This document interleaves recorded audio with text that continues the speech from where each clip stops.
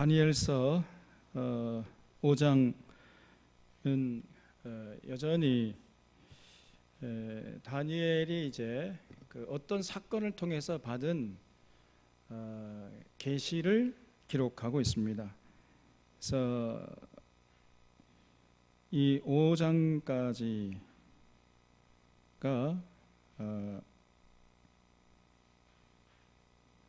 바벨론 시대에 받은 계시라 그랬죠. 그리고 6장은 페르시아 시대 때 받은 계시다, 이렇게 말씀을 이미 드렸습니다. 그래서 그 바벨론으로 포로 잡혀가 있던 유대인들이 이런 사건들을 통해서 우리가 믿는 여호와 하나님이 정말 성천하지에 최고의 신이시고 유일한 신이시구나, 이걸 깨달았던 것이죠. 그런 굉장한 사건들이 있었던 겁니다. 그래서 이 1장부터 4장까지는 이제 느부갓네살, 바벨론 느부갓네살 그 예루살렘으로 3번씩이나 쳐들어와 가지고 남유다 나라를 멸망케 한 그 느부갓네살 시대까지의 역사가 4장까지고요. 5장은 그 후에 그 느부갓네살이 죽고 그 아들 벨사살이라는 사람이 이제 왕이 되었을 때 일어난 사건을 기록하고 있습니다. 그래서 요 5장은 이제 드디어 페르시아라는 나라에 의해서 바벨론이 무너지거든요. 우리가 다니엘서 2장에서 봤잖아요. 하나님께서 이제 앞으로 이 바벨론 이후의 역사를 어떻게 끌고 갈 것인가 하는 것을 그 금신상을 통해서 보여주셨죠. 그래서 바벨론이라는 나라가 페르시아라는 나라에 의해서 무너지고, 페르시아는 또 헬라라는 나라에 의해서 무너지고, 헬라는 로마라는 나라에서 무너지게 될 것이다, 그렇게 역사가 흘러갈 것임을 보여주셨잖아요. 그 다니엘의 예언대로 결국은 이제 페르시아라는 나라가 새롭게 일어나 가지고 그 바벨론을 무너뜨리는 그런 사건이 있었단 말이죠. 그런 그 역사적인 장면을 기록하고 있는 내용이 5장의 내용입니다. 그래서 여기 5장 1절에 보면 벨사살 왕이 그의 귀족 1000명을 위하여 큰 잔치를 베풀고 그 1000명 앞에서 술을 마시니라 그랬죠. 그러니까 이제 느부갓네살은 죽었어요. 그리고 그 아들이 벨사살이라는 사람이 왕이 되어가지고 나라를 통치하고 있었는데, 이 벨사살 왕이 자기 귀족들, 문무백관, 신하들 1000명을 모아가지고 큰 잔치를 베풀었다는 겁니다. 왜 베풀었을까요? 기분 좋아서? 이 사람이 참 선한 왕이었기 때문에? 왜 베풀었을까요? 예? 그러니까 이거는 이해하려면은 그 당시의 역사를 좀 알아야 돼요. 중동 시대 그 당시의 이 역사적인 상황, 그 당시의 중동의 정세에 대해서 좀 알아야 할 필요가 있습니다. 그래서 우리가 성경을 제대로 보려면요, 그 삶의 자리, 역사적인 배경, 이걸 알려고 하셔야 돼요. 조금 시간이 많이 걸리고 번거로운 그런 과정이 수반되지만은 그러나 필요한 과정이에요. 그래야 성경을 우리가 올바로 이해할 수 있단 말이죠. 꼭 기억하실 것은 성경은 그냥 좋은 말만 모아놓은 경구집이 아니라는 사실입니다. 꼭 기억하세요. 좋은 말만 모아놓은 그런 어떤 무슨 격언집이 아니에요. 역사적인 삶의 현장에서 하나님께서 침투 들어오셔가지고 그 이 역사를 이끌어 나가던 그런 아주 장엄한 광경을 기록한 책이 이 성경책이거든요. 특별히 구약 성경. 그렇기 때문에 그 삶의 자리, 역사적인 배경, 이걸 반드시 알아보려고 애를 써셔야 돼요.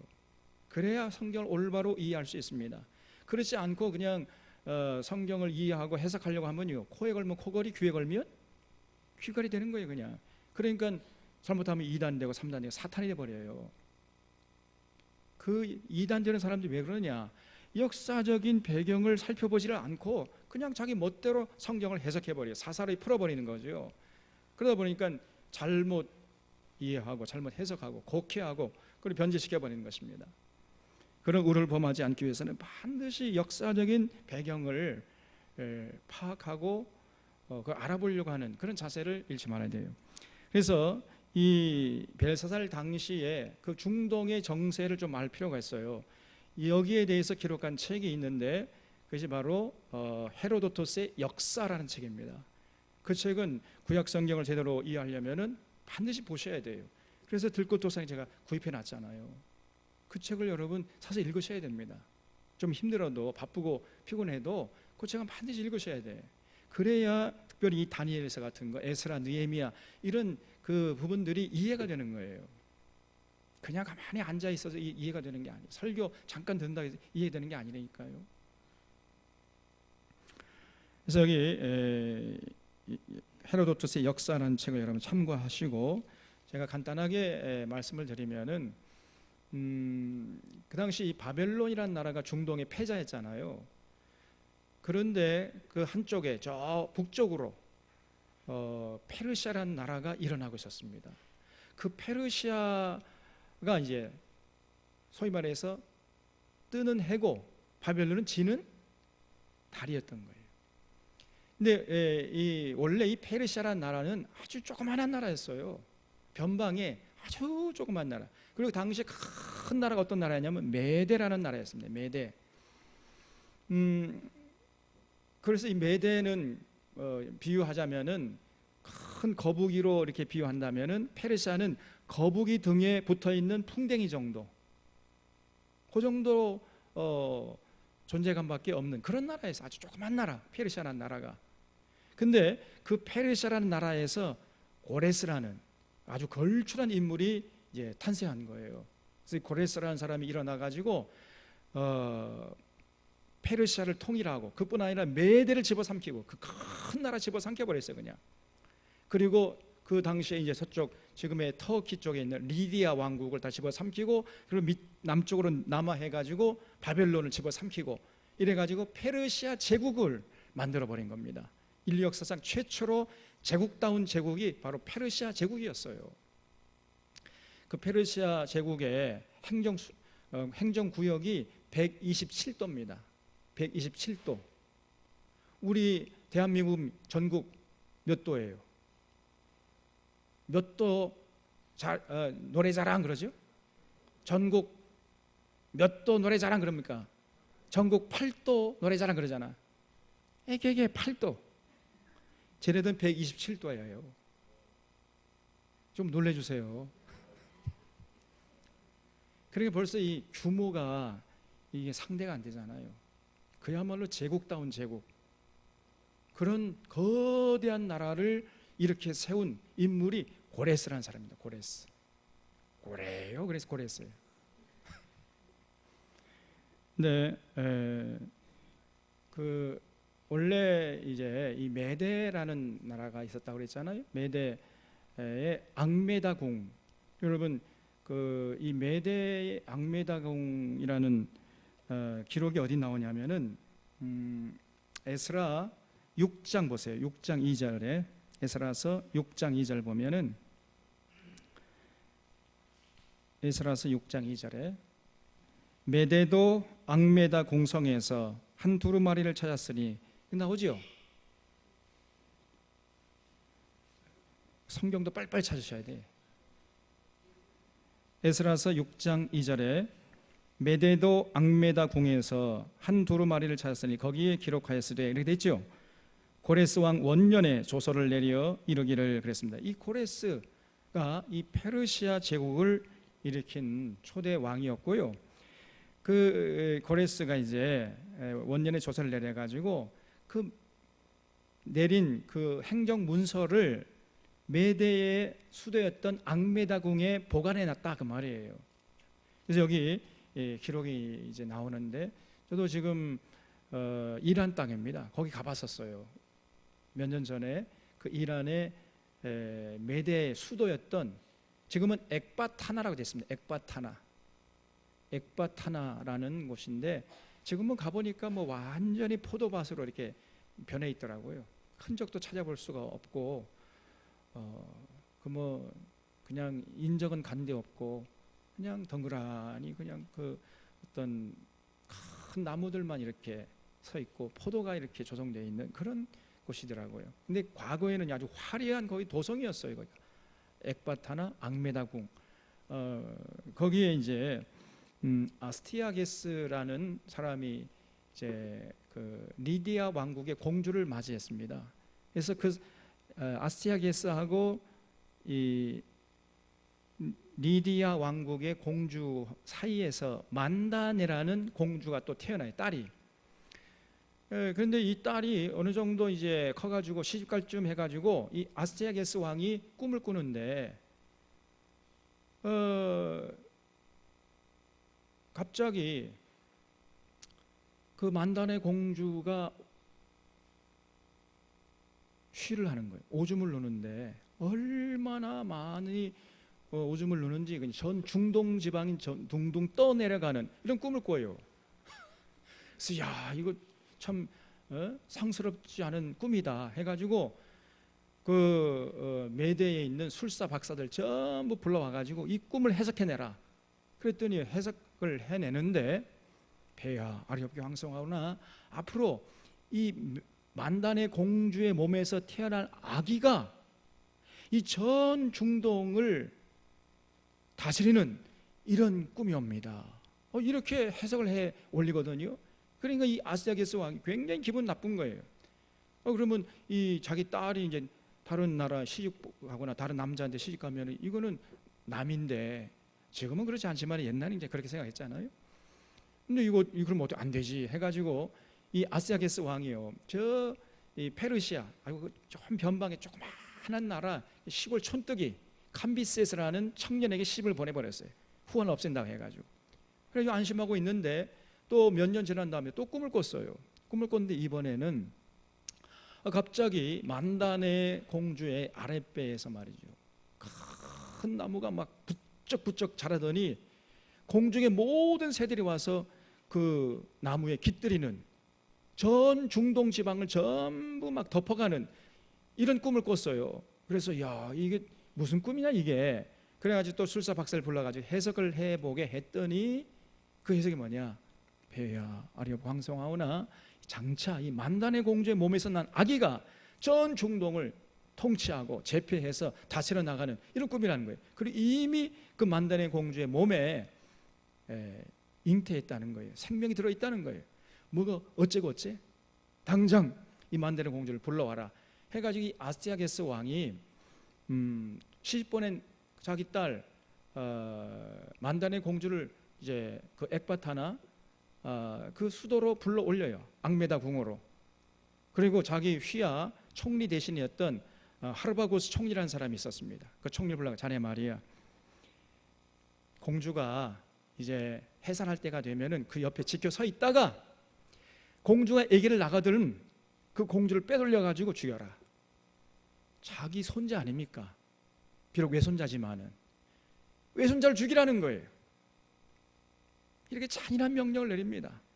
그리고 슬쩍 그 만다네 공주에게는 아기가 사산에 나왔다 이렇게 둘러대 가지고 만다네 공주를 돌려보내라 이런 명령을 내려요. 그래서 이 하르바고스 총리가 이제 가만히 생각해 보니까요, 여러분 산 아기를 죽이는 게 그렇게 쉽지 않지 않습니까?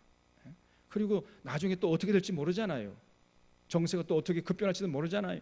그래서 이제 조금 깨름직해 가지고 자기가 안 하고 하청을 줘요 또. 그래서 그 하르바고스 총리의 집안에 있는 하인을 불러요. 자네 말이야, 그 만다네 공주 옆에 지켜 서 있다가 만다네 공주가 아기를 낳으면은 그 아기를 빼돌려라. 그리고 죽이고 사산했다고 둘러대라. 이렇게 명령을 또 이제 내렸어요. 그래서 이제 이 하르바고스 총리 대신에 집에 있는 하인이 이제 그 명령을 받아가지고 실행하려고 하는데 이게 그 아기가 참 천운을 타고 났는지 그 만다네 공주가 아기를 낳을 쯤에 하르바고스 총리 대신에 그 하인집 아내도 마침 막 이게 아기를 낳단 말이에요. 똑같은 시기에. 그런데 그 총리 대신에 하인집 아내 이름이 큐로스입니다. 큐로스. 아니 퀴네라는 말은 뭐냐면 암늑대라는 말이에요. 암늑대. 퀴네. 그 여자 이름이 퀴네예요. 그래서 그 여자의 몸에서 난 아기다 해가지고 퀴로스라고 했어요. 퀴로스. 근데 그 아기는 아주 아기 그 총리 대신 하인의 아내가 아기를 낳아보니까 아기가 죽어 나온 거예요. 죽어 나오고 만단의 공주는 건장한 아기를 낳았단 말이에요. 그러니까 그 하인이 아이고 잘됐다. 슬쩍 그러니까 자기 친자식이죠. 자기 친자식하고 만단의 공주가 낳은 아기하고 슬쩍 그냥 바꿔치기를 해요. 자기 아기는 죽어 나왔잖아요. 죽어 나온 아기를 만단의 공주 품에 넣어주고 만단의 공주가 낳은 건강한 아기를 자기 아내 품에 넣어주고 이렇게 바꿔치기 했단 말이죠. 그래서 만단의 공주에게 아기가 불행하게도 죽어 나왔습니다. 만단의 공주는 그런 줄 알고 이제 슬퍼하면서 페르시아로 돌아가고 그 실제 만단의 공주의 아들이었던 퀴로스, 그 이름을 퀴로스라 그랬어요. 이 여자가 낳은 아기다 해가지고 퀴로스, 그게 고레스가 된 거예요. 그 고레스라는 아기가 이제 그 하인집 아들로서 이제 자라는 것단 말이죠. 근데 이 아기가요, 확실히 노는 물이 달라요. 들숨 구른 잎은 떡잎부터 다르다 그런 말이 있잖아요. 애가 노는데 동네에서 이제 뭐 전쟁놀이 하잖아요. 그러면 하인집 애가 항상 지가 왕노릇 해야 돼. 그 고관 대작들 애기들 전부 불러다가 자기 말을 안 듣잖아요. 그러면 죽도록 패는 거예요. 그냥 이놈의 새끼가 왕의 말도 안 들어? 막 그러면서. 이거 어느 날은 그냥 그 하르바구스 총리 대신에 하인집 애기 아내예요. 그 고레스가. 그런데 그 당시에 그 메대 왕국의 큰 고관 대작의 아들을 막 죽도록 패놨어요. 자기 말 안 듣는다고. 이 소식이 이제 소문이 퍼지니까 아스게아 왕의 귀에까지 들어간 거지요. 도대체 어떤 놈이길래 그 하인집 애가 저렇게 높은 대갓집 애들을 막 패냐 말이에요. 잡아와라. 이렇게 해가지고 아스게스가요 고레스를 딱 보는 순간에, 여러분 핏줄 속일 수 있습니까 없습니까? 못 속이잖아요. 딱 제가 내 손자구나 그걸 알아본 거예요. 분명히 몇십 년 전에 죽은 애라고 생각하고 있었는데 살아있거든요. 그래서 깜짝 놀래가지고 그 하르바구 총리를 불렀어요. 도대체 이게 어떻게 된 일이냐. 그냥 이실직고 해라. 그랬더니 이 하르바구 총리가 덜덜 떨면서 사실은 여차여차 해가지고 하인집에게 하청을 줬습니다. 뭐 어쩌겠지? 하인 불러와. 그러니까 하인이 뭐 그 앞에서 이제 벌벌 떨면서 전부 이실직고 한 거예요. 그러니까 만단의 공주의 아들이 죽은 줄 알았는데 살아있단 말이에요. 이 소문이 이제 왕국에 다 퍼져버린 겁니다. 그 만단의 공주가 그 소문을 듣고 그 페르시아에서 그냥 당장 올라와 가지고 그 앙메다 궁에 자기 아들을 데리고 페르시아로 가버렸어요. 이런 일이 있었습니다. 그런 다음에 이 아스아게스가요 하르바구 총리 괘씸히 여겼어요. 내 명령을 저렇게 말이야 소홀히 들은 저놈 해가지고 그 어느 날 잔치를 벌렸어요. 잔치를 벌렸는데 잔치를 벌려가지고 전부 뭐 휘하 대신들 다 불러 모아가지고 그 이제 식탁에 앉아가지고 밥을 먹는데 이 하르바구 총리의 식탁에도 이제 이렇게 음식이 있고 그 옆에 이렇게 뭐 뚜껑을 덮은 음식이 있어가지고 먹다가 뚜껑을 열어보니까 그 뚜껑 속에서 자기 아들의 머리가 나오는 거예요. 이 아스타게스가 자기 명령을 제대로 순종하지 않았다 해가지고 하르바구스 총리의 아들을 잡아서 이 하르바구스 총리가 그 자기 아들의 살과 고기를 뜯어 먹게 했던 것입니다. 이렇게 잔인한 짓을 했어요. 이 아스타게스라는 사람이. 그러니까 하르바구스 총리가 뭐 어떡합니까? 권력은 뭐 아스타게스가 쥐고 있고 속을 앙심 두고 보자.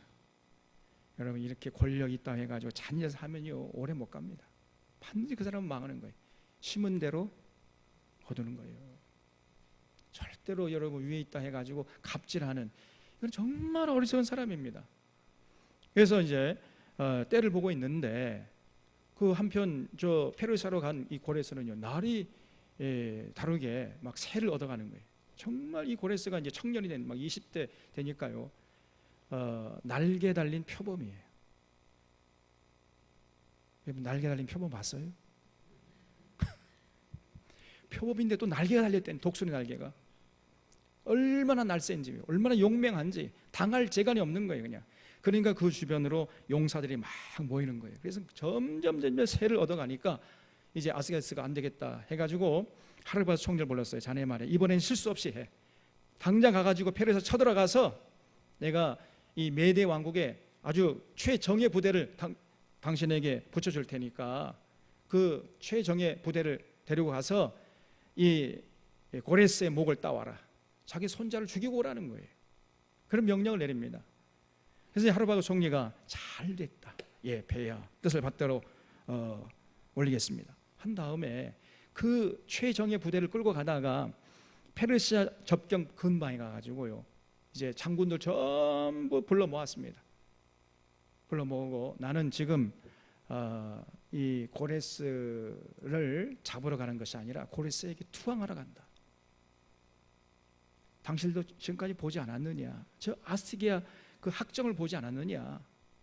나는 이제 이미 마음이 떠나고 고레스에게 투항해서 고레스의 신하로 살아가려고 하는데 내 뜻을 받들어 달라. 내 뜻을 받들지 않으면 나를 죽이고 가라. 뭐 이렇게 나가는 거예요, 하르바스 총리가요.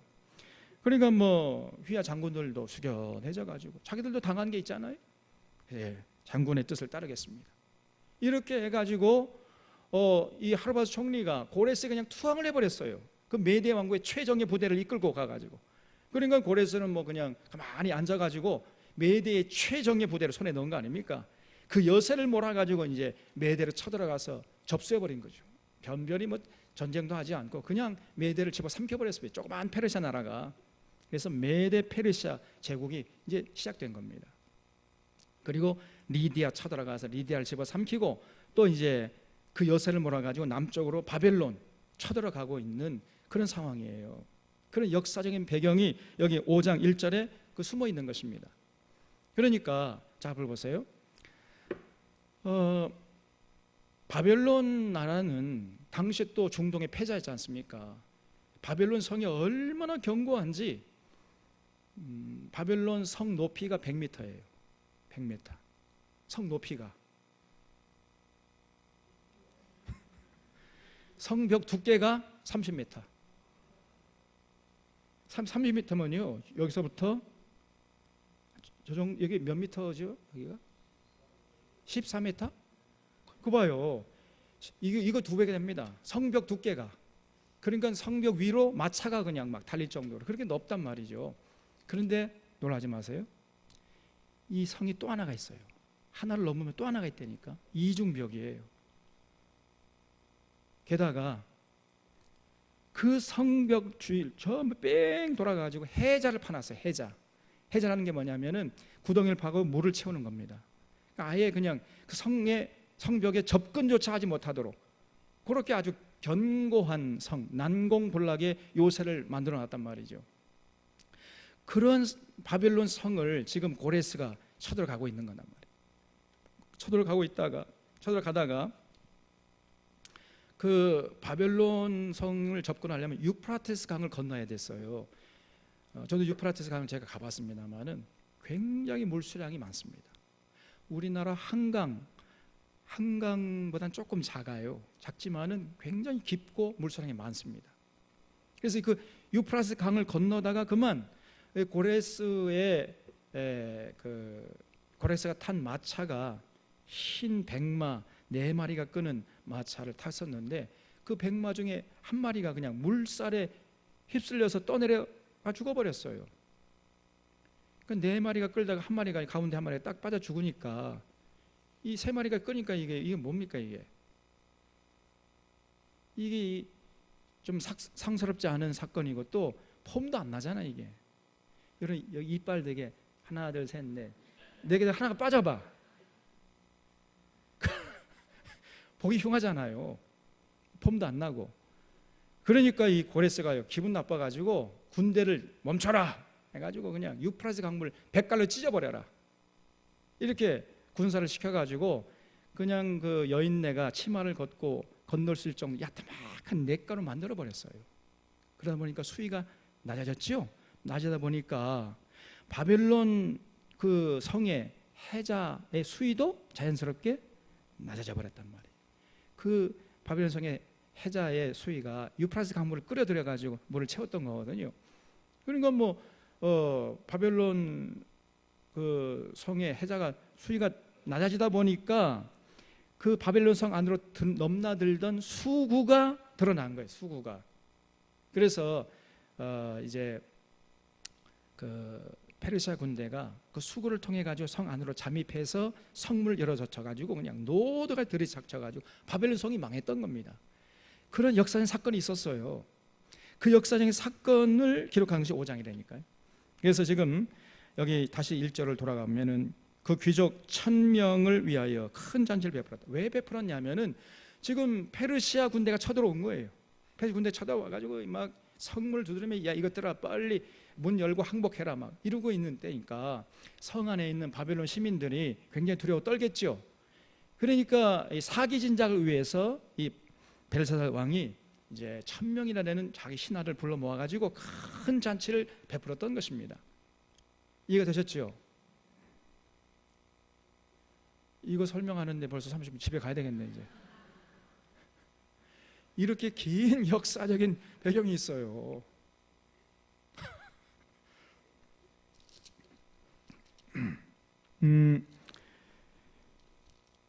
그러니까 이 바벨론 성읍 사람들이 물론 난공불락의 요새를 만들어 놨지만 그래도 그 날개 달린 표본이라고 일컫던 그 고레스 군대가 쳐들어왔다. 그러니까 막 벌벌 떨었단 말이죠.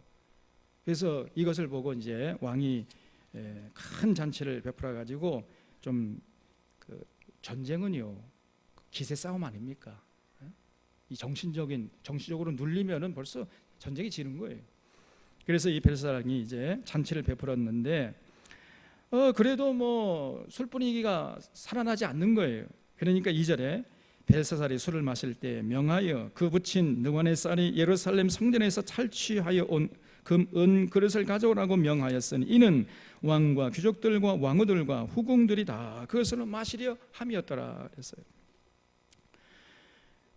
저 우리 부친께서 느부갓네살이 저 예루살렘 가서 탈취해온 금기명, 은기명 전부 가져와라. 거기다가 그냥 막 부어라 마셔라 하면서 이제 술판을 벌리고 있을 때였단 말이죠. 그래서 3절에 이제 이에 예루살렘 하나님의 전 성소 중에서 탈취한 금 그릇을 가져오매 왕이 그 귀족들과 왕후들과 후궁들과 더불어 그것으로 마시더라. 그러면서요 뭘 했냐면은 자기들이 섬기는 신에게 이제 절하는 거죠. 4절에 그들이 술을 마시고는 그 금, 은, 구리, 쇠, 나무, 돌로 만든 신들을 찬양하니라. 그러면서 이제 저 페르시아 군대로부터 이 바벨론 성을 좀 보호해 주시옵소서. 그러면서 자기들이 섬기는 신에게 막 절을 하는 이런 난리법석을 떨었어요. 근데 그런 와중에 갑자기 벽에 말이죠 이만한 손이 나타나더니 그냥 레이저로 글자를 새기는 거예요. 그래서 그때 사람의 손가락들이 나타나서 왕궁 촛대 맞은편 석회벽에 글자를 쓰는데 왕이 그 글자 쓰는 손가락을 본지라. 이에 왕이 즐기던 얼굴빛이 변하고 그 생각이 번민하여 넓적다리 마디가 녹는 듯하고 그의 무릎이 서로 부딪힌지라. 이 벨사살 왕이 너무 두려워가지고 그냥 막 허벅지가 떨릴 정도로 그런 두려움이 엄습했어요. 그래서 왕이 크게 소리질러 술객과 갈대아 술사와 점쟁이들을 불러오게 하고 바벨론의 지혜자들에게 말하되 누구를 막론하고 이 글자를 읽고 그 해석을 내게 보이면 자주색 옷을 입히고 금사슬을 그의 목에 걸어주리니 그의 나라의 셋째 통치자로 삼으리라 하니라. 그래서 술객들과 술사들 박사들 전부 불러와가지고 도대체 저 글자가 무슨 의미냐 해석해내라 했더니 아무도 못하는 거지요. 만약에 이걸 해석해내는 사람에게는 이 나라의 셋째 통치자로 삼을 것이다 이렇게 이제 상을 내걸었어요. 근데 8절에 그때 왕의 지혜자가 다 들어왔으나 능히 그 글자를 읽지 못하며 그 해석을 왕께 알려주지 못했습니다. 그러므로 벨사살 왕이 크게 번민하여 그의 얼굴빛이 변하였고 귀족들도 전부 놀랐어요. 그런 와중에 왕비가 이 벨사살 왕의 왕비가요 왕과 그 귀족들의 말로 말미암아 잔치하는 궁에 들어왔더니 이에 말하 이르되 왕이여 만수무강하옵소서. 왕의 생각을 번민하게 하지 말며 얼굴들을 변할 것도 아니니이다. 왕의 나라에 거룩한 신들의 영이 있는 사람이 있으니, 드디어 이제 다니엘을 천거한 거지요. 곧 왕의 붙인 때 있던 자로서 명철과 총명과 지혜가 신들의 지혜와 같은 자니이다. 왕의 붙인 느부갓네살 왕이 그를 세워 박수와 술객과 갈대와 술사와 점쟁이 어른을 삼으셨으니 왕이 벨드사살이라 이름하는 이 다니엘은 마음이 민첩하고 지식과 총명이 있어 능히 꿈을 해석하며 은밀한 말을 밝히며 의문을 풀 수 있었나이다. 이제 다니엘을 부르소서. 그리하시면 그가 그 해석을 알려드리리이다 하니라. 결국은 이제 다니엘이 벨사살 왕 앞에 불려 나간 것입니다. 그래서 다니엘이 깨끗하게 해석을 내네요. 딱 보자마자 이 다니엘이 부름을 받아 왕의 앞에 나오매 왕이 다니엘에게 말하되 내가 나의 부왕이 유다에서 사로잡은 유다 자손 중에 그 다니엘이냐? 내가 내게 대하여 들은즉 내 안에는 신들의 영이 있으므로 내가 명철과 총명과 비상한 지혜가 있다 하도다 그랬죠. 그러니까 다니엘은요 늘 성령 충만했어요. 그 다니엘의 안에는요 그 마음과 인격 속에는 그 거룩한 신들의 영이 충만했었다고 말이에요. 거룩한 신들의 영을 두 글자로 줄이면 뭐가 있습니까? 성령 충만한 거예요. 성령 충만하다 보니까 어떻게 돼요? 지혜와 명철이 총명해지는 겁니다. 여러분 성령이 임하시면은요 우리 이성의 작동이 활발해진단 말이에요. 근데 놀랍게도 오늘 한국 교회는 성령 집회한다는 가봐요. 이성이 마비돼 버려요. 그냥 똥인지 된장인지 그것도 구별하지 못하고 앉아 있다니까. 그러니까 그건 성령 집회가 아닙니다. 여러분 성령이 임하면요 성령은 별명이 있죠. 성령이 뭐예요? 지혜의 영입니다. 지혜의 영, 진리의 영이에요. 정말 그래서 성령님이 오시면은 우리 죄로 말미암아서 무뎌진 이성이 활발하게 작동돼 가지고 참과 거짓을 명철하게 냉철하게 구별하게 될 줄로 믿으시기를 바랍니다. 여러분 이게 진짜 성령의 역사인 거예요. 성령이 임했다고 하면서 오히려 더 뭐 이 세상 볼 줄도 모르고 무지하고 거짓을 참이라고 믿어버리고 따라가 버리고, 이거는 성령이 임한 게 아니고 악령이 임한 겁니다. 여러분 성령이 임하면요 지혜와 총명이 명철해지는 거예요. 그래서 신들의 영이 있으므로 내가 명철과 총명과 비상한 지혜가 있다 하도다. 당연히 그렇게 될 수밖에 없는 거죠. 지금 여러 지혜자와 술객을 내 앞에 불러다가 그들에게 이 글을 읽고 그 해석을 내게 알게 하라 하였으나 그들이 다 그 해석을 내게 보이지 못하였느니라. 그래서 이제 여기 16절 하반절에 이제 내가 이 글을 읽고 그 해석을 내게 알려주면 내게 자주색 옷을 입히고 금사슬을 내 목에 걸어주어 너를 나라의 셋째 통치자로 삼으리라. 그러니까 다니엘이 아이고 그 왕의 예물은 왕이 친히 가지시며 왕의 상급은 다른 사람에게 주옵소서. 그럴지라도 내가 왕을 위하여 이 글을 읽으며 그 해석을 아뢰리이다. 절대로 다니엘은요 그 뭐 세상 출세, 명예, 부귀영화, 물질 여기에 마음 뺏기지 않았단 말이죠. 눈꽃만큼도 거기는 마음이 가 있지 않았습니다. 평생 그렇게 산 사람이 다니엘이에요. 성령 충만하면요 반드시 그런 삶을 살게 되는 것입니다. 이 썩어질 세상 것들에 대한 어떤 뭐 욕심이라든가 염려라든가 걱정, 근심 이런 것들이 사라져 버려요. 절대로 거기에 연연하지 않습니다. 이게 정말 성령 충만한 사람의 모습이에요. 그래서 아이고 그런 상급 저는 필요 없습니다. 그런 사람 다 그것은 다른 사람들에게 주시옵소서. 그러나 제가 딱 부러지게 그 문자의 뜻을 해석해 올리겠습니다. 이렇게 나오는 거죠.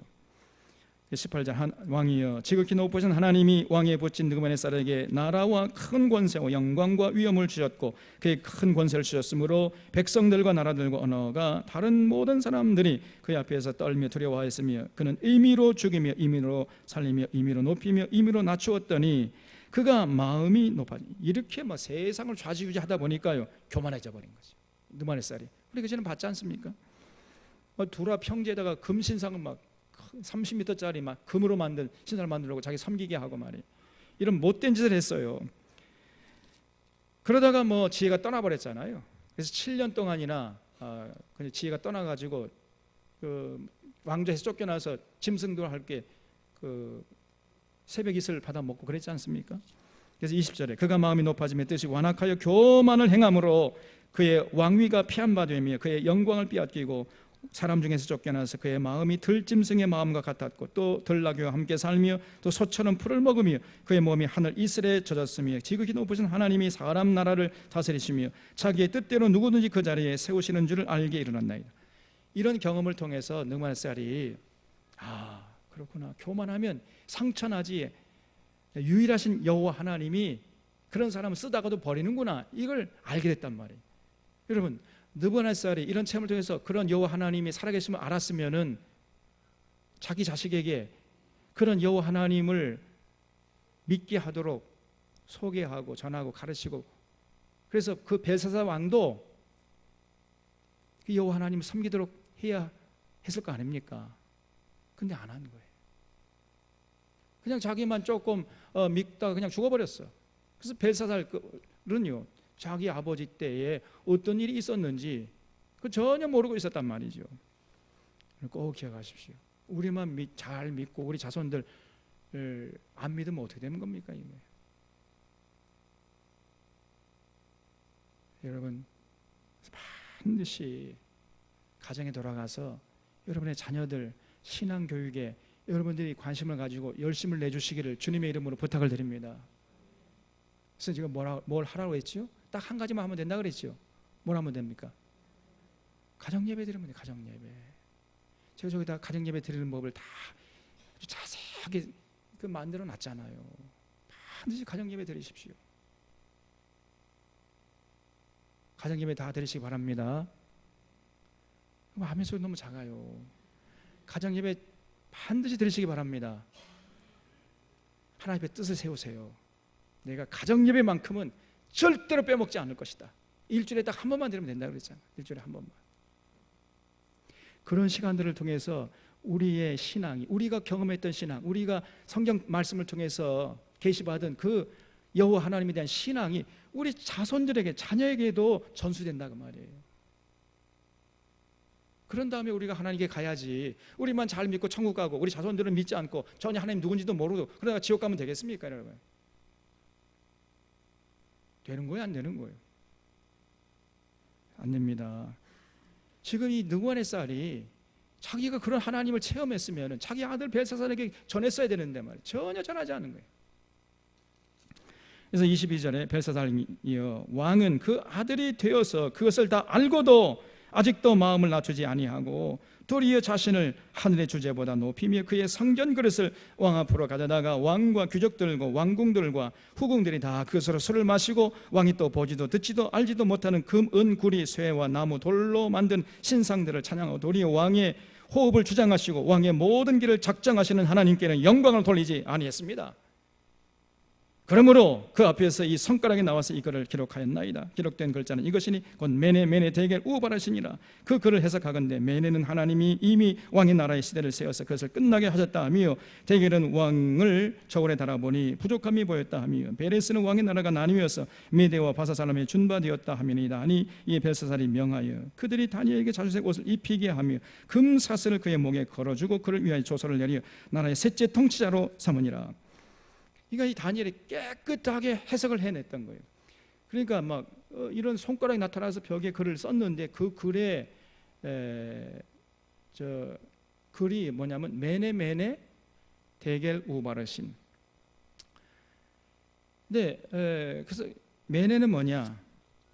하나님이 왕의 나라를 다 세워봤다는 거예요. 메네. 그리고 대겔은 세어보니까 그 왕의 나라가 부족함이 드러났다는 것입니다. 그래서 우바르신, 그래서 왕의 나라가 나뉘어 가지고 저 페르시아라는 나라에 지금 밖에 쳐들어온 그 페르시아 나라에 의해서 무너지는 이런 뜻입니다.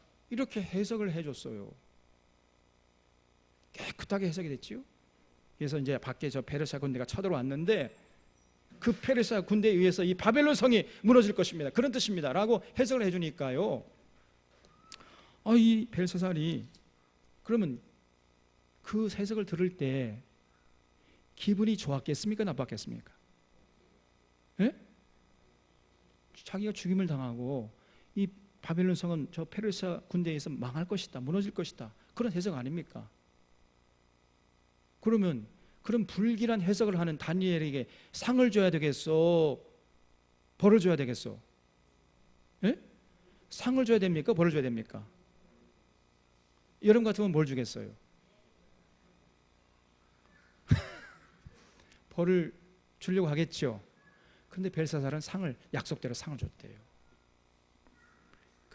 이런 면에서 벨사살이 조금 괜찮지요? 지금 굉장히 부정적인 해석은 아닙니까? 폐하, 죄송하지만은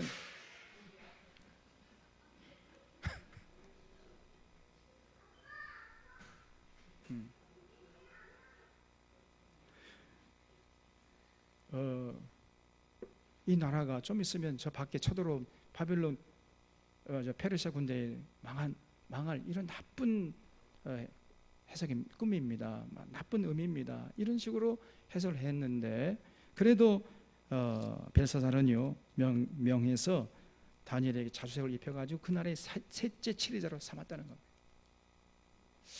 제가 생각할 때, 참 대범한 사람이다. 좀 미리 좀 이렇게 정신을 차리지 말이에요. 너무 안타깝잖아요. 결국은 그날 밤에 30절에 갈대아 왕 벨사살이 죽임을 당하였고 메대 사람 다리오가 나라를 얻었는데 그때 다리오는 60세였더라. 이 다리오가 고레스의 외삼촌입니다. 그 아스티아게스의 아들이에요. 아스티아게스 아들. 그러니까 고레스 사람 외삼촌이죠. 그 외삼촌과 같이 이제 바빌론 성을 침공에 들어와서 가지고 결과적으로 그 바빌론 성을 무너뜨리고 자기 외삼촌을 그 바벨론 성을 다스리는 왕으로 세웠다는 거예요.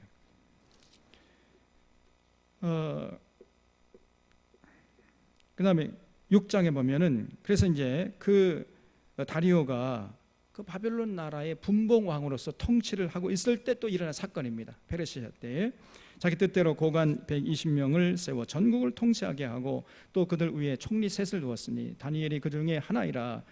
그래서 이 다니엘이요 또 다리오에게 아주 충성하는 거예요. 다니엘은 굉장히 머리가 지혜롭고 총명하기 때문에 정사를 아주 지혜롭게 잘 처리를 했단 말이죠. 그리고 절대로 뇌물 받습니까? 안 받습니까?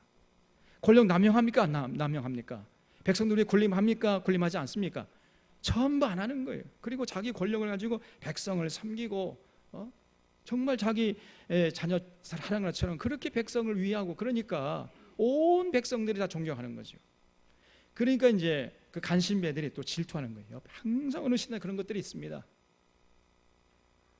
살아 죽은 것들이 있어요. 밥을 똥으로 만드는 기계 같은 것들이 있습니다. 오히려 빨리 죽는 게 더 나은 사람이 있습니다. 괜히 살아가지고 욕되게 하는 이런 간신배들이 어느 시대나 많아요. 오늘 이 나라도 마찬가지입니다. 지금 여기 정치 지도자들 무슨 여러 가지 당이 있어가지고 지도자들이 있습니다만은 제가 볼 때에는요 사람 같은 그런 사람이 참 희귀해요. 제대로 된 사람이 우리를 다스리고 우리 지도자로서 우리를 통치하면 좋겠는데 그런 자가 잘 안 보이는 거예요. 특별히 지금 야당이라 하는 것들 하는 거 보면은 이게 사람이 아닙니다. 자한당이라 하는 무슨 아무개가 있는데 이미 오래전에 감옥에 가 있어야 할 사람이, 그 사람은 그 박근혜 국정농단의 주역 아닙니까? 참 통탄할 노릇이 밥을 똥으로 만든 기계 같은 것들입니다. 그런 간신배들이 다니엘을 질투하는 거죠. 그래서 여기 3절에 다니엘은 마음이 민첩하여 총리들과 고관들 위에 뛰어남으로 왕이 그를 세워 전국을 다스리게 하고자 한지라. 그러니까 이 총리들과 고관들이 국사에 대하여 다니엘을 고발할 근거를 찾고자 했다는. 이 간신배들이 어떻게 하면 저놈을 끌어내릴까 저거. 에다가 이제 이러면 되겠다 해가지고 왕이 찾아 폐하. 오늘날 폐하의 성은이 만극해가지고 온 국민들이 폐하를 존경한다는 거예요. 그래서 앞으로 한 달 동안 그 다리오 왕의 이름으로 무릎을 꿇고 절하도록 법령을 세웁시다. 그래서 만약에 이 법령을 어기는 사람이 있다면 지위 고관을 막론하고 그 사람을 벌할 그런 법을 만들어 주시옵소서. 그러니까 다리오가 들으니까 기분 좋거든요. 그렇게 해라 해가지고 그냥 찍어줬어요 또. 그래서 여기 8절에 그런즉 왕이여 원하건대 금령을 세우시고 이 조서에 왕의 도장을 찍어 메대와 바사에 고치지 아니하는 규례를 따라 그것을 다시 고치지 못하게 하옵소서 해가지고 이제 드디어 도장을 찍어서 금령을 내렸습니다. 근데 여기 10절에 보면 다니엘이 이 조서에 왕의 도장이 찍힌 것을 알고도 자기 집에 돌아가서는 윗방에 올라가 예루살렘으로 향한 창문을 열고 전에 하던 대로 하루 3번씩 무릎을 꿇고 기도하며 하나님께 감사하고요, 절대로 그 다리오 왕 앞에 무릎을 꿇고 절하지 않았습니다. 결국은 이제 간신배들의 함정에 빠져버린 거죠. 그래서 그것이 이제 소문이 퍼져가지고 그걸 딱 책 잡아가지고 간신배들이 폐하께서 세우신 이 법령대로 저 다니엘을 이제 벌 주시옵소서. 다니엘이 이제 그때서 아이쿠 내가 함정에 빠졌구나. 뭐 다리오가 그걸 깨달았습니다만 자기가 세운 법을 자기가 어길 수가 없잖아요. 그래서 다니엘을 내줘버려요. 그래서 다니엘이 사자굴에 빠져버립니다. 여러분 잘 아시다시피. 그래서 16절에 이에 왕이 명령하며 다니엘을 끌어다가 사자굴에 던져 넣는지라. 왕이 다니엘에게 이르되 네가 항상 섬기는 너희 하나님이 너를 구원하시리라 하니라. 이에 돌을 굴려다가 그 굴 어귀를 막음에 왕이 그의 도장과 귀족들의 도장으로 봉하였으니 이는 다니엘에 대한 조치를 고치지 못하게 하랴. 그래가지고 그냥 사자굴에 던져놓고 봉인해 버렸단 말이죠. 그리고 우리가 여기서 가만히 생각해 보면요, 아니 그때 다니엘이 조금 지혜롭게 행동을 하지. 예수님께서 말씀하신 대로 너희는 뱀처럼 지혜롭고 비둘기처럼 순결하라. 그래서 그 간신배들의 어떤 계략을 다 알았잖아요. 다니엘이 이걸 알고도 그랬잖아요. 알고도 도장이 찍힌 것을 알고도 자기 집에 돌아갔다. 그러면 이 법이 왜 세워졌는지를 다니엘이 알았지 않습니까? 그러면 뭐 마음으로만 우상 숭배하지 않으면 되잖아요. 그럼 뭐 잠깐 그냥 그 왕의 이름 앞에 한 달이니까 여기 7절 말씀 보면 이제부터 30일 동안만 절하면 될 거 아닙니까? 기한이 딱 있었어요. 30일 동안, 한 달 동안 그냥 눈 딱 감고 한 달 동안만 그냥 다리오 이름 앞에 절을 하면은 그럼 자기 무사할 거 아닙니까? 다니엘이 뭐 장가를 갔는지 자기 자녀를 낳는지 기록이 없어서 잘 모르겠습니다만 그러면 자기도 무사하고 자기가 누리던 그 평안한 삶도 즐길 수가 있고 자기 또 식솔들도 안전하고 그랬을 거 아닙니까? 근데 만약에 자기 혼자 자기 신앙 지키겠다고 해가지고 이렇게 하다가는 자기 사자굴에 빠져봐요. 그러면 뭐 온 가정이 풍지박산나고 자식들은 뭐 전부 다 또 가난에 굴레에 빠지고 그럴까 될 거 아닙니까? 만약에 제가 그런 상황이라면 어떻게 됐을까? 저도 곰곰이 생각해 봤어요. 네, 여러분 그 법령을 어기기가 쉽지 않았을 것 같습니다. 만약에 여러분 같았으면은 그 다리오 왕 이름 앞에 절을 했겠습니까? 안 했겠습니까? 예? 아니 그렇게 쉽게 말하지 마.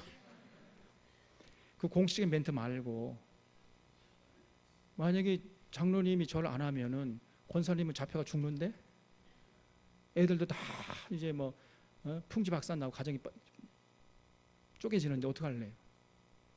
그래도 안 할 거예요? 아니 쉽게 이렇게 대답하지 말라니까.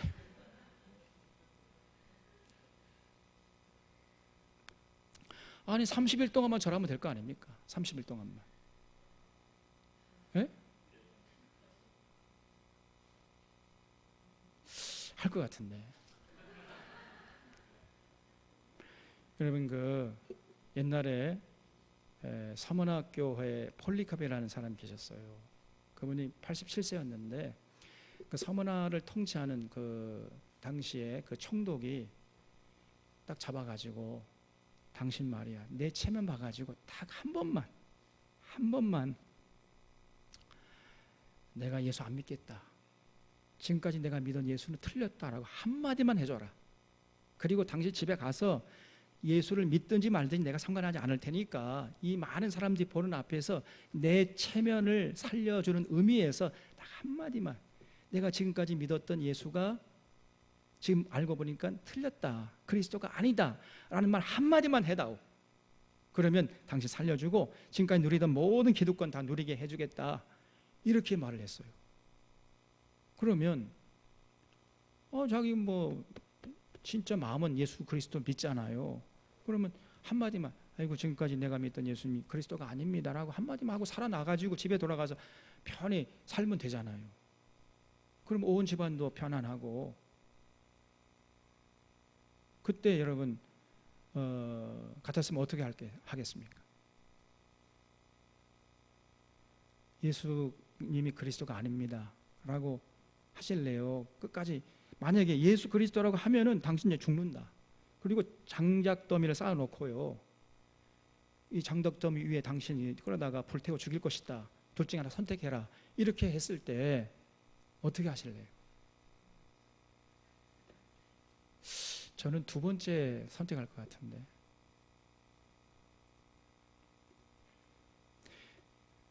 역사 속에 두 번째 선택한 사람이 있었어요. 그 사람이 누구냐? 갈릴레오라는 사람. 갈릴레이가 당시 찬동설을 주장하고 있었거든요. 지구는 고정되어 있고 태양이 지구 주위를 돈다, 이렇게 믿고 가르쳤어요, 중세 때. 그래서 지구가 돈다는 그 진리를 깨달은 지가 인류 역사적으로 볼 때 얼마 안 됐습니다, 여러분. 그 전까지 중세 때까지만 해도 지구가 고정되어 있고 지구 주위를 태양이 돈다, 이렇게 믿고 있었어요. 그런데 갈릴레이가 가만보니까 그게 아니거든요.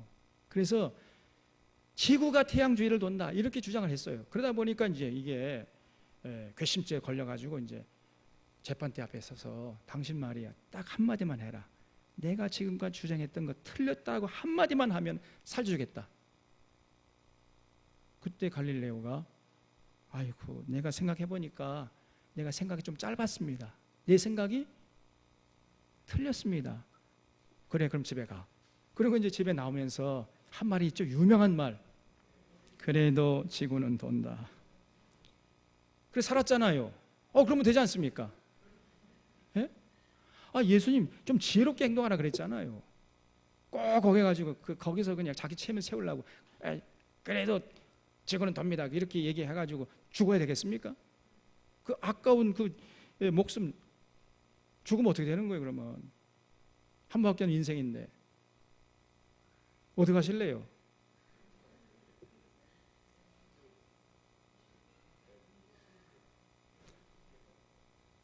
이게 쉽지 않은 문제입니다. 절대로 쉽지 않은 문제예요.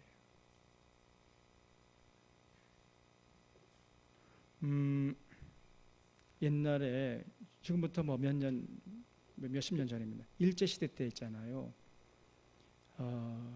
그 일제가 그 일본 왕을 섬겨라, 교회 믿는 사람들도 교회 목사, 장로, 권사 전부 할 것 없이 그 일본 왕 앞에 절을 해라, 신사참배를 결의해버렸잖아요.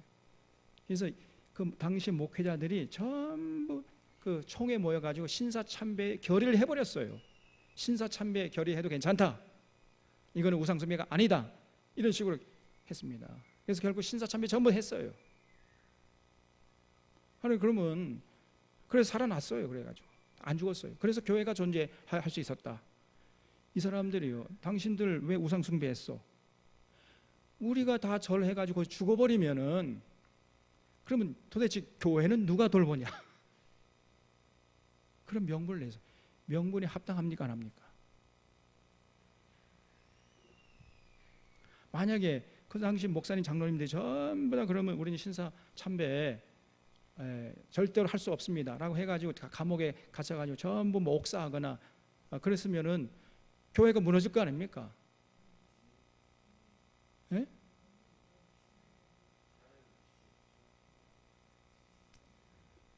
그러면 그때 잘못한 거죠. 우상숭배, 신사참배에 결의한 거 잘못된 거지요. 지금까지 우리 통합 측도 전부 다 우상숭배 했습니다. 신사참배 결의했어요. 통합식도. 딱 우상 숭배하지 않은 교단 한 교단이 있지요. 그 교단은 어떤 교단입니까? 고신측이에요. 고신측의 목사님들 안 했어요. 부산 중심으로. 우린 죽어도 못하겠다. 그 대표적인 목사님 누구냐면 주기철 목사님이죠. 죽여라. 나는 못하겠다. 그렇게 나온 거죠. 그래서 우리가 그런 위기의 순간이 올 수가 있습니다. 그때 우리가 어떻게 행동할 것인가, 우리가 좀 곰곰이 자신을 돌아봐야 돼요. 이 결코 쉬운 일이 아닙니다. 베드로도 다른 사람 다 버리고 도망가자 할지라도 저는 끝까지 주님의 뒤를 따르겠습니다. 예, 베드로야, 네가 이 닭이 3번 울기 전에 네가 나를 3번 부인할 거야. 그런 일이 없을 겁니다. 베드로 그렇게 얘기했다니까요. 그런데 실제적으로 그런 환경에 처하다 보니까 순식간에 베드로가 예수님 말씀대로 3번 부인하고 그냥 도망쳐 버렸잖아요. 그래서 여러분, 이게 평소의 삶이 중요한 게 평소에 조그마한 일들에서 아주 단호하게 그 본질과 비본질을 잘 나눠가지고, 본질적인 것은 양보하고 뭐 타협할 수 있습니다. 얼마든지. 그러나 그 비본질적인 거, 본질적인 문제를 가지고 타협하면 안 되지. 그거는 정말 목숨 걸고 지켜내야 됩니다. 아무리 큰 손해가 난다 할지라도, 아무리 어떤 핍박이 온다 할지라도 이것만큼은 양보할 수가 없다. 그거 있어요. 그거에 대해서 선택할 갈림길이 이제 우리 앞에 닥치면은요, 우리 목숨 걸고 저항해야 돼. 동의하십니까? 그래서 뜻을 세워야 됩니다. 뜻을. 평소에 우리가 신앙생활이 좀 미흡하고 부족하고 심지어 왜곡되고 변질되어 있다면은요, 절대로 그 위기의 순간에 오른쪽으로 선택할 수가 없어요. 다니엘이 왜 이렇게 여러분 그 목숨 걸고, 지금 다니엘은 그 당시에 그 1인지하 만인 지상위 자리에 있었잖아요. 총리 대신이면 천하를 통일하던 그 나라의 총리 대신 대단한 권세 아닙니까? 부귀영화 누리고 떵떵거리고 살 수 있는 그런 기득권이 이미 확보되어 있었습니다. 그런데 그런 사람이 변질되지 않고 끝까지 그 신앙의 본질을 붙잡고 씨름하면서 한 길을 갔다는 것은 결코 쉬운 일이 아니에요. 이게. 그렇게 될 수 있었던 비결이 뭐냐면요, 평소에 뜻을 세웠던 거예요. 그래서 그 뜻에 부합되지 않는 것은, 비본질적인 것은 그냥 타협하고 이게 지나간다 할지라도 본질적인 문제를 건드리면은요, 그건 절대로 양보하지 않았다는 것을 알 수 있습니다. 뜻을 세웠어요. 그래서 왕의 진미와 포도주 마시지 않겠다 그랬잖아요. 다시 말해, 세상 부귀영화에 마음 뺏기지 않겠다. 출세, 명예, 자기 자리, 기득권 여기 연연하지 않겠다. 이 뜻을 세웠습니다. 평생 그렇게 산 사람이 다니엘이. 그렇기 때문에 그 위기의 순간에 올바른 길을 선택할 수 있었던 거예요. 평소에 대충 살다가 그런 위기의 순간에 올바른 선택할 줄 아십니까? 그렇게 될 수가 없어요. 그래서 여러분, 매네 대겔 우바라신입니다. 하나님께서 우리의 삶을 재보세요. 우리의 삶을 재봐가지고 우리의 부족함이 드러나, 너무 부족하고 미흡하고 심지어는 왜곡되고 변질되고 그러면은 우리가 하나님 앞에 설 수가 없습니다. 여러분 신앙생활, 여러분의 삶을 한번 곰곰이 돌아보세요. 여러분뿐 아니라 저도 마찬가지입니다만, 과연 하나님 앞에서 우리의 신앙의 모습이 이 정도면은 괜찮은 건가? 혹시나 하나님 앞에서 너무 우리가 부족한 점은 없는가? 미흡한 점은 없는가? 여러분, 부족하고 미흡해도 하나님께서 매네 대겔 우바르시 이렇게 평가를 했잖아요. 근데 한국교회는 보니까요, 오늘날 부족하고 미흡함 정도가 아닙니다. 부족하고 미흡한 정도는 채워 넣으면 되는 건데, 부족하고 미흡한 정도가 아니고 변질되고 왜곡되어 버렸어요. 썩어 버렸습니다. 이게 그런 현실을 직시할 수 있어야 돼요. 그래서 우리가 이제 새롭게 교회를 하려고 하는 것은 뭐 이렇게 교회당 짓고 뭐 해서 가지고 뭐 과시하고 뭐 이거는 하나님 뜻이 아니고요. 거기에 우리의 목적이 있는 게 아닙니다.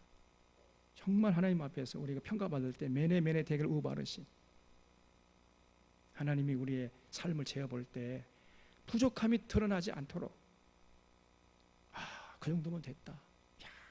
착하고 충성된 종아, 내가 작은 일에 충성하였음에 내 주인의 즐거움에 참여할지어다. 이런 평가를 받는 사람들이 모인 교회를 세우기 위해서 우리가 새 예배당을 건축하고 새 예배당을 이전하려고 하는 줄로 믿습니다. 우리가 이렇게 이 밤에 모인 줄로 믿습니다, 여러분. 그 뭐 몇 명 모이느냐, 뭐 몇백 명 모이는 것, 몇천 명 모이는 그런 교회를 이루어 가지고 새를 과시하고 뭐 명예, 부귀, 영원 이런데 목적이 있는 게 아니에요. 한두 사람이 모인다 할지라도 다니엘 같은, 다니엘은 정말 하나님이 딱 재볼 때 매네 되고 그런 부족함이 없었습니다. 정말 너무나 넘치고 충분할 정도로. 그래서 우리 사랑하는 소련의 교우들도 정말 그리스도 장성한 분량 충분한 데까지 이르러서 하나님이 여러분의 삶을 재어보실 때 정말 착하고 충성된 종이다, 이런 평가를 다 받아 누리는 여러분과 저의 삶이 될 수 있기를 주님의 이름으로 부탁을 드립니다. 그러기 위해서는요, 딱 한 가지만 더 뜻을 세워야 된다 그랬죠. 어떤 뜻이냐?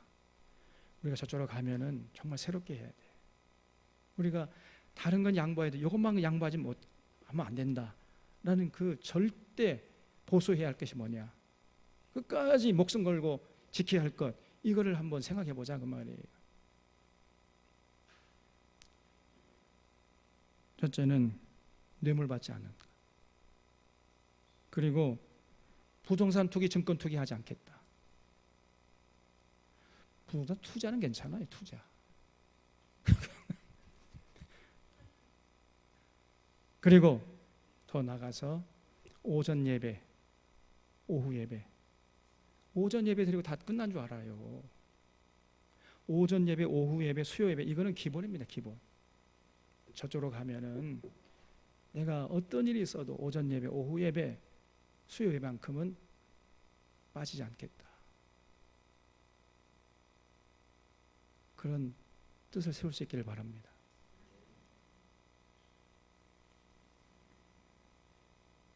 새벽 기도에? 새벽 기도에는 조금 빠져도, 왜냐하면 현대인 너무 피곤하잖아요. 새벽 기도에까지 넣을까요?